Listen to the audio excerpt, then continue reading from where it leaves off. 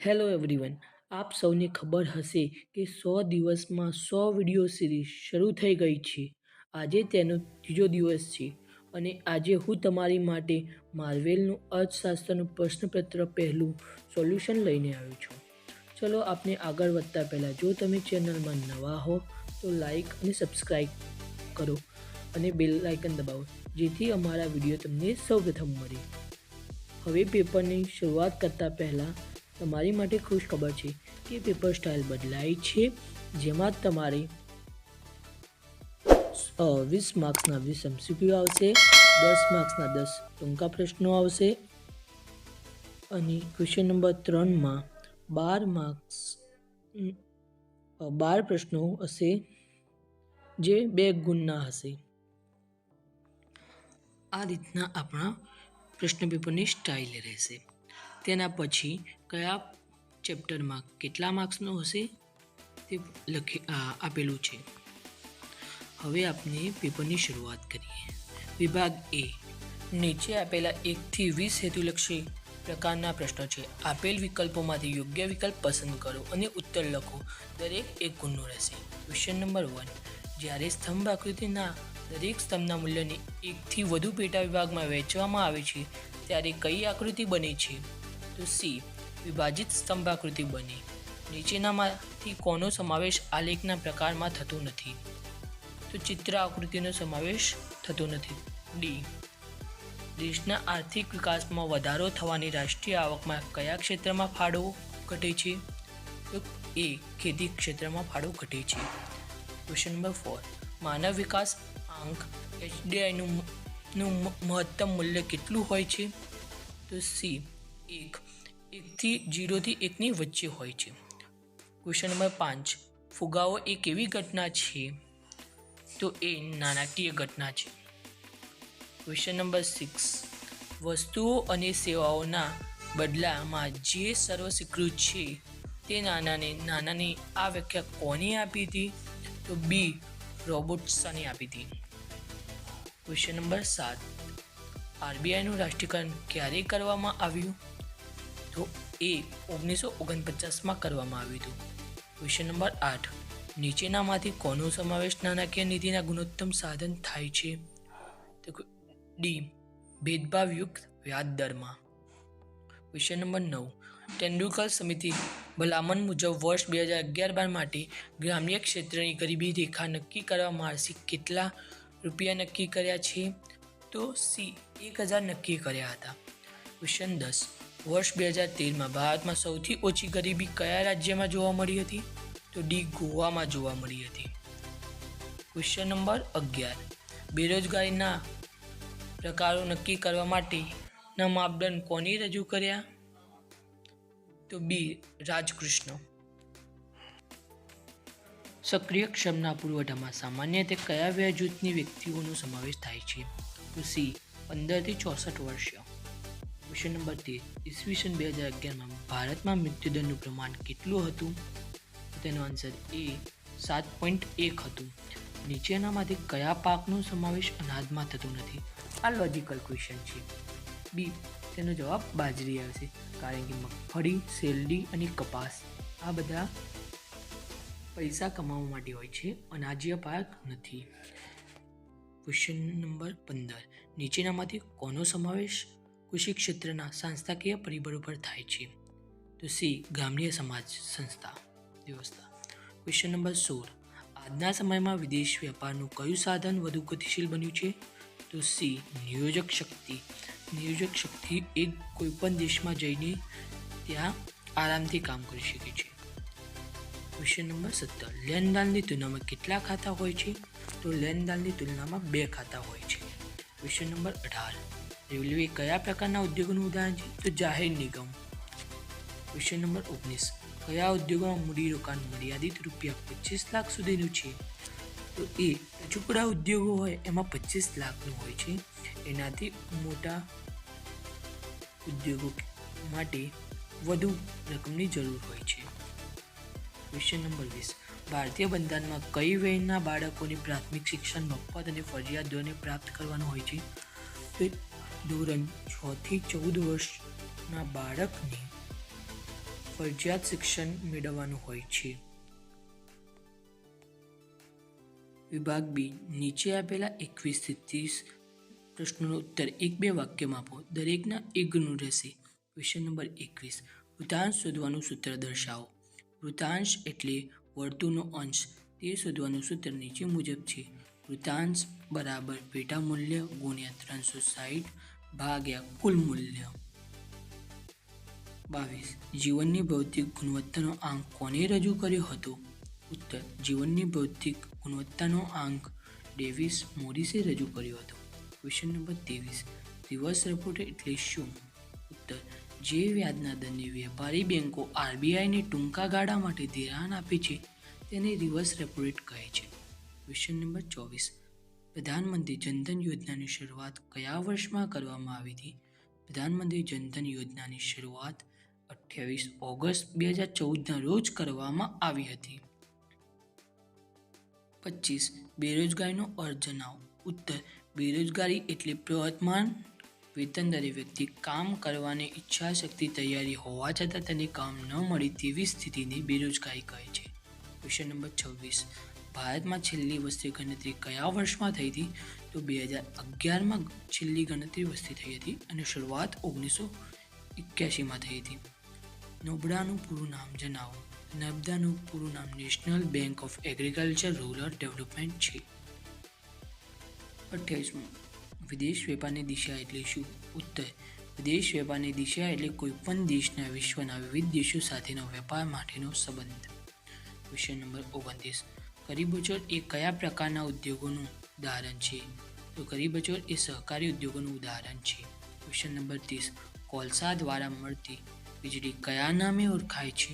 તો કોલસામાંથી જે વીજળી મળે તેને વીજળી થર્મલ પાવર સ્ટેશન કહે છે, જે થર્મલ પાવર સ્ટેશનમાંથી ઉત્પન્ન થાય છે. વિભાગ સી, નીચે આપેલા પ્રશ્ન ક્રમાંક 31 થી 46 સુધી પ્રશ્નોના કોઈપણ 12 પ્રશ્નો ટૂંકમાં ઉત્તર લખો. દરેકના 2 ગુણ રહેશે. ક્વેશ્ચન નંબર 31, આકૃતિના કોઈપણ 4 પ્રકાર જણાવો. ઉત્તર, સામાન્ય રીતે આકૃતિના પ્રકારો નીચે મુજબ છે. પહેલું, મિત્રાકૃતિ એટલે કે પિક્ચરગ્રામ, વિડીયો જાતિ એટલે કે સ્કેચર ડાયાગ્રામ, સમય આધારિત રેખા આકૃતિ લાઇનર ડાયાગ્રામ. ચોથું, વર્તુળ આકૃતિ સર્કલ ડાયાગ્રામ. ક્વેશ્ચન 5, સ્તંભ આકૃતિ બિયર ડાયાગ્રામ. અને છઠ્ઠું, વૃતાંશ આકૃતિ પે ડાયાગ્રામ. ક્વેશ્ચન નંબર 32, ઇન્ટરનેટનો ઉપયોગ ભય સ્થાનો જણાવો. તો ઇન્ટરનેટ એક સાધન હોવાથી તે અભ્યાસ કરવામાં મદદરૂપ થાય છે, પરંતુ તે અભ્યાસના સાચા કે ખોટા છે તે પૂરી જાણકારી પાડી શકતું નથી. કોમ્પ્યુટર એ પ્રોગ્રામિંગ પૂરતી જાણકારી વિના વિષયનો અભ્યાસ કરવાથી તે ખોટી પણ માહિતી પણ આપી શકે છે. જો આપને કોમ્પ્યુટરની જાણકારી ન હોય તો ખોટી જગ્યાએ માહિતી સંગ્રહ પણ થઈ જાય છે. પછી ઇન્ટરનેટ કેટલી વખત બંધ પણ થઈ જાય, જેથી આપણે કાર્યમાં સારી રીતે કામ પણ ન કરી શકીએ અને તેથી કેટલાક બીજા ભયસ્થાનો પણ સામેલ થયેલા છે જે અંદર આપેલા છે. ક્વેશ્ચન નંબર 33, માથાદીઠ આવકની નિર્દેશકની ગમે તે 2 મર્યાદાઓ સમજાવો. તો માથાદીઠ આવક એ રાષ્ટ્રીય આવક કરતાં આર્થિક વિકાસનો સાચો માપદંડ છતાં તેની કેટલીક મર્યાદાઓ જે છે જે નીચે મુજબ છે. માથાદીઠ આવક ખાલી 10 વર્ષથી જ ગણતરી થાય છે. બાકીના વર્ષોમાં તે ખાલી અંદાજિત મેળવાય છે. બાકીનો આન્સર નીચે આપેલો છે as it is. Question number 34, માનવ વિકાસ આંકનું મહત્વ જણાવો.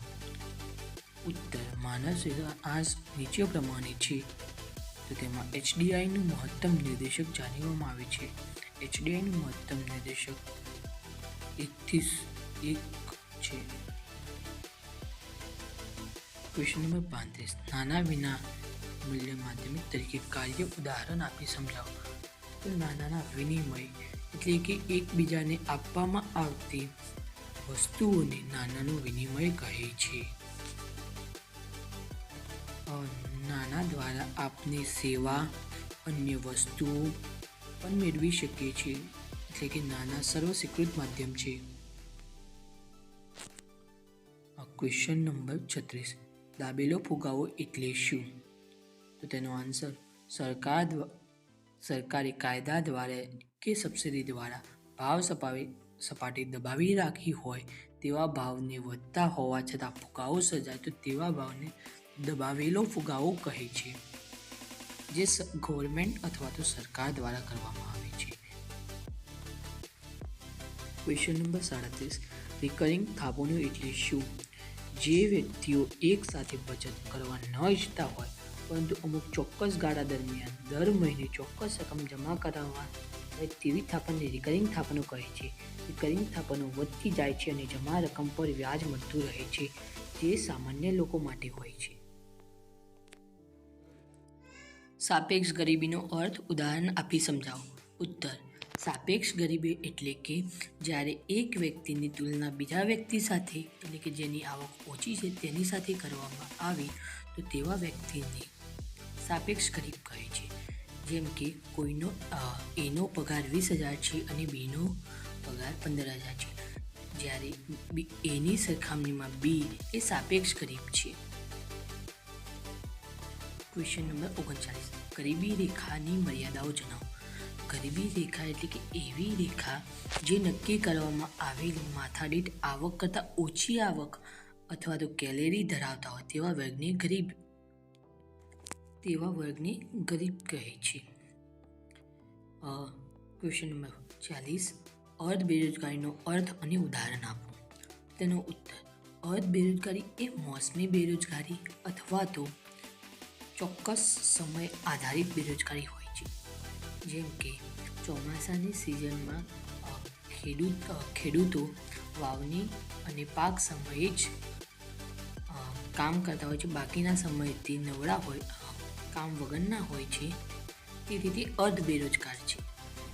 પછી કેટલીક નોકરીઓમાં પણ કેટલાક સમયનો કોન્ટ્રાક્ટ હોય છે, તે પૂરો થયા પછી તે વ્યક્તિ બેરોજગાર થઈ જાય છે. ક્વેશ્ચન નંબર 41, કૃષિ એ ભારતીય અર્થતંત્રની કરોડરજ્જુ છે, સમજાવો. તો કૃષિ દ્વારા આપણો દેશ ચાલી રહ્યો છે તે રીતે પણ કહી શકાય છે, કારણ કે આપણા દેશમાં અત્યારે સૌથી વધારે લોકો કૃષિ સાથે જોડાયેલા છે અને આજના મરી મસાલા, ખાદ્ય અને કેટલીક બધી વસ્તુઓ જે આપણા દેશમાંથી બીજા દેશમાં જઈ રહી છે. ભારતને એક સમયે ખેતી પ્રધાન દેશ પણ કહેવામાં આવતું હતું, તેથી કૃષિ એ આપણું કરોડરજ્જુ છે તેમ પણ કહી શકાય છે. તેના કેટલાક મુદ્દાઓ નીચે આપેલા પ્રમાણે પણ છે. ક્વેશ્ચન નંબર 42, અનાજ અને અનુજાત પાક વચ્ચે તફાવત શું છે તે બે મુદ્દા દર્શાવો. તો અનાજ જે પાકનો ઉપયોગ સીધો અન્નમાંથી થતો હોય તેવા પાકને અનાજ કહે છે, જેમાં ઘઉં, ચોખા, બાજરી જેવું આવે છે. જ્યારે અનુજાત પાક એટલે કે એવો પાક જે રોકડિયા હોય, એટલે કે જેને વેચવાથી પૈસા મળે, જેમાં કપાસ, મગફળી અને બીજા કેટલાક એ પાક જેમાંથી પૈસા મળે છે તેવા પાકને અનુજાત પાક કહે છે, જે નીચે પ્રમાણે આપેલા છે. ક્વેશ્ચન નંબર 43, વ્યાપારિક તુલના અને લેણદાર તુલના વચ્ચે તફાવત દર્શાવો. ગમે તે બે મુદ્દા. વેપાર તુલના એટલે કે એવી તુલના જે આયાત નિકાસનું મૂલ્ય દર્શાવે છે. વેપાર તુલના એ મૂડી વ્યવહારનું મૂલ્ય નોંધાતું નથી, જ્યાં મૂડીનું મૂલ્ય નોંધાતું નથી. વિદેશીઓની આર્થિક વ્યવહારનો સંપૂર્ણ ખ્યાલ રાખે છે. વેપાર તુલના એ લેણદારનો એક ભાગ જ છે. તે રીતે જ લેણદારની તુલના નીચેના કેટલાક આપેલા છે, જેમાં મૂડી, પ્રવાહ, બ્રાન્ડ, સોનાની ખરીદી વગેરે પ્રકારમાં લેનદેન તુલના હોય છે, જેના કેટલાક નીચે આપેલા છે. ઉદાહરણ. ક્વેશ્ચન 44, વિશિષ્ટ આર્થિક વિસ્તાર એટલે શું? વિશિષ્ટ આર્થિક વિસ્તાર એટલે કે એક એવો ક્રમયુક્ત ભૌગોલિક વિસ્તાર જે આર્થિક કાયદાઓ દેશના કાયદાઓથી ભિન્ન છે. જેમ થોડાક સમય પહેલાં ભારતમાં કાશ્મીર રાજ્ય અને બીજા રાજ્યોમાં અલગ અલગ કાયદાઓ ચાલતા હતા. તેમાં રાજ્ય દ્વારા કેટલાક કાયદાઓ હોય, સંયુક્ત ક્ષેત્ર દ્વારા, ભારતના કેટલાક વ્યક્તિઓ દ્વારા પણ ત્યાં લેવાતા વિસ્તાર અનુસાર ત્યાં વિશિષ્ટ અધિકારો પણ આપવામાં આવે છે. તેની વિશેષ વિસ્તાર કહે છે. ક્વેશ્ચન 45. સ્થળાંતર સામાજિક કારણો સમજાવો. તો સ્થળાંતર કેટલાક કારણોસર કરવામાં આવે છે. લગ્ન, સામાજિક રીતિ રિવાજો, ધંધા માટે, એટલે કે જ્યારે એક વ્યક્તિ એક જગ્યાએથી બીજી જગ્યાએ કોઈ ધંધાની માટે જાય છે, તે એક રાજ્ય હોય, બીજું રાજ્ય હોય કે એક દેશથી બીજા દેશમાં પણ જતો હોય છે. સામાજિક કારણો એટલે કે લગ્ન પછી સ્ત્રી તેના પતિના ઘરે જાય છે, એટલે કે તે સ્થળાંતર કરે છે એક જગ્યાએથી બીજી જગ્યાએ. તે કેટલાય ઉદાહરણો છે જે સ્થળાંતર આધાર. Question number 46. માનવ મૂડીરોકાણ એટલે શું? માનવીની શારીરિક અને માનસિક શક્તિઓના વિકાસ માટે શૈક્ષણિક, આરોગ્ય અને તાલીમ પાછળ કરવાના રોકાણ ખર્ચ એટલે માનવ મૂડી રોકાણ. વિભાગ ડી. નીચે આપેલા 47 56 સુધીના પ્રશ્નો કોઈ પણ 7 પ્રશ્નો ઉત્તર મુદ્દાસર આપો. તેના 3 ગુણ હશે. Question number 17. આકૃતિ અને આલેખ દોરતી વખતે ધ્યાનમાં કેવી કેવી બાબતો રાખવી જોઈએ? તો તે નીચે મુજબ છે. આકૃતિ અને આલેખ દોરતી વખતે આપને તેનું ચોક્કસ માપ, માહિતી સ્પષ્ટ હોવી જોઈએ અને આકૃતિ અને આલેખની પસંદગી સાચી રીતે થવી જોઈએ. એટલે કે કોઈ ચિત્ર દ્વારા કેવી રીતે આલેખ બનાવવાનો છે, વિભાજિત સ્તંભ આકૃતિ છે, તે બધું ધ્યાનથી જોવું જોઈએ.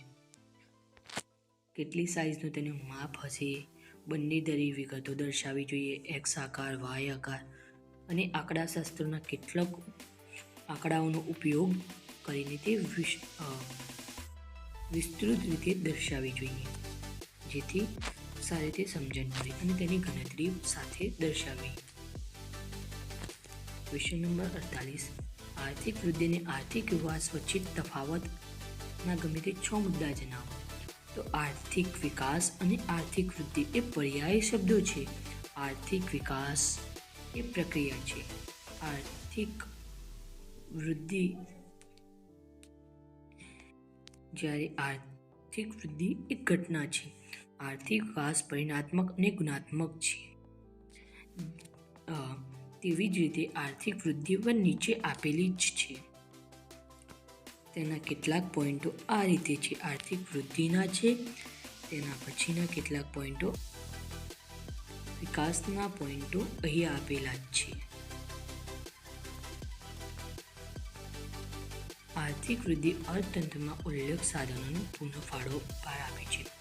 આર્થિક વૃદ્ધિ વિકસિત દેશો સાથે સંકળાયેલો ખ્યાલ છે, જેમ કે ચીન, અમેરિકા, અને આર્થિક વિકાસ એ પોતાના દેશ, એરિયાને સાથે જોડાયેલો છે. આર્થિક વૃદ્ધિને માપવાનું કાર્ય સરળ છે, જ્યારે આર્થિક વૃદ્ધિ સરળથી માપી શકાય. આર્થિક વૃદ્ધિ માપવું ખૂબ મુશ્કેલ છે. આર્થિક વૃદ્ધિનો ખ્યાલ સીમિત છે, જ્યારે આર્થિક વિકાસ એ ખૂબ વિશાળ છે. જે નીચે પ્રમાણે મુદ્દા કેટલાક આપેલા છે. ક્વેશ્ચન 49. આરબીઆઈના ગમે તે 3 નાણાકીય કાર્યો સમજાવો. તો આરબીઆઈના નાણાકીય કાર્યો નીચે મુજબ છે. તો તે ચલણી નોટો બહાર પાડે છે, તે 1 રૂપિયાના સિક્કા બહાર પાડે છે, પછી સરકારી બેંકો તરીકે કાર્ય કરે છે, બેંક તરીકે કાર્ય કરે છે, બેંકના અંતિમ સહાયક તરીકે કાર્ય કરે છે, શાખાનું નિર્માણ કરે છે, વિદેશી હુંડિયામણ જાળવી રાખે છે. બીજા કેટલાય કાર્યો છે. Question number 50. નાણાકીય નીતિની ગુણાત્મક સાધનોની સમજૂતી આપો. જે સાધનો સમગ્ર અર્થતંત્રના બધા ક્ષેત્રોમાં એક સરખી અસર પહોંચાડતા નથી, તે સાધનોને નાણાકીય ગુણાત્મક સાધનો કહે છે. જેના કેટલાક મુદ્દા નીચે પ્રમાણે આપેલા છે.